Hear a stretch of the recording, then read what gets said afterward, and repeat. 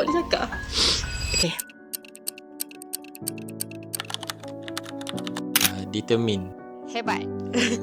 Lovely. Seorang yang tabah dan kuat. Tabah.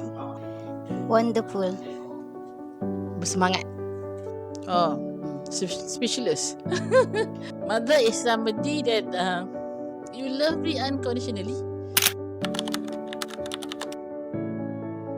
Sebab dia jenis yang tak stop bekerja. Salah satu impian dia nak bagi dia hadiah bercuti lah. Tapi memang tak mampu lagi lah. Sponsor pergi haji. Hadiah yang tak boleh nak bagi, tak boleh bagi buah pinggang kat mak. Kalau boleh derma lah. Saya nak bagi ibu saya, nak hadiahkan, pernah jadi impian nak bagi, kalau boleh rumah lah yang selesa untuk ibu.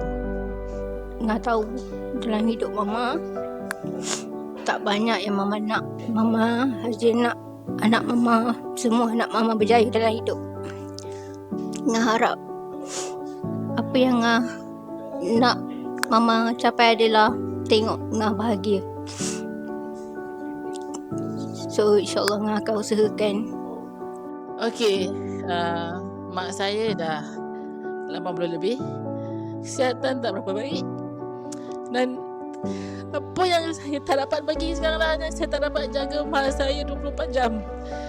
Saya tak dapat nak jaga betul-betul. Saya tak dapat nak jaga dia sebagaimana sepatutnya seorang anak menjaga seorang ibu.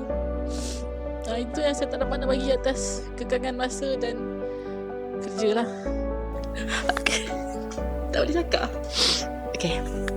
Arwah mak saya dah pergi haji. Tapi dia pernah nyatakan yang dia nak pergi lagi. Cuma saya tak sempat bawa dia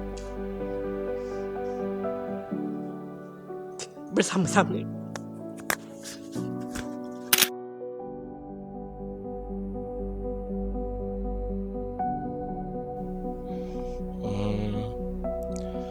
Saya tak boleh bayang yang ada kalau saya boleh dapat mak yang lagi baik dari dia lah.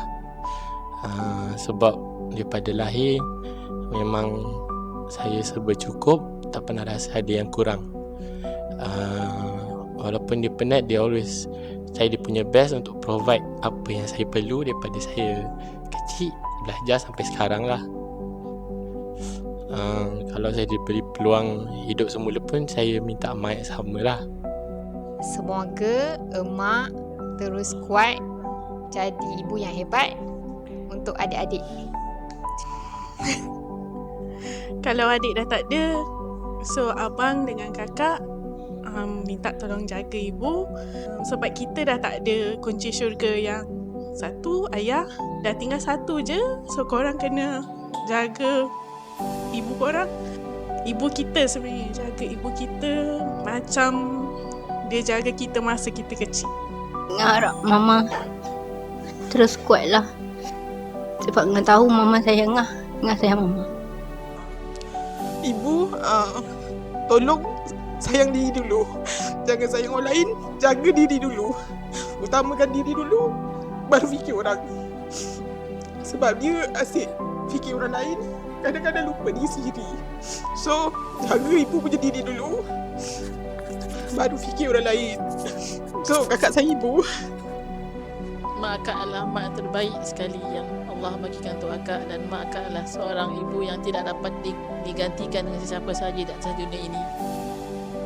Itu je. Doakan saya selalu mak. InsyaAllah kita jumpa lagi.